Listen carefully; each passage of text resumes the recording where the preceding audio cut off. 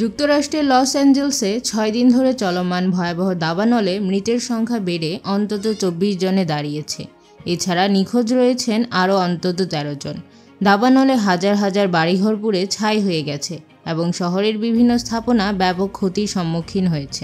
দাবানলটি Palisades, ইটান canyon, Lydia hertz এবং আর্চার সহ বিভিন্ন এলাকায় ছড়িয়ে পড়েছে। প্যালিসেডস এলাকায় আগুন আরও 1000 একর জায়গা জুড়ে বিস্তৃত হয়েছে, যেখানে ইতিমধ্যে 22,000 একর এলাকা পুড়ে গেছে। ক্যালিফোর্নিয়ায় ফায়ার সার্ভিস জানিয়েছে, বর্তমানে প্যালিসেডস দাবানলের 11% নিয়ন্ত্রণে আনা সম্ভব হয়েছে।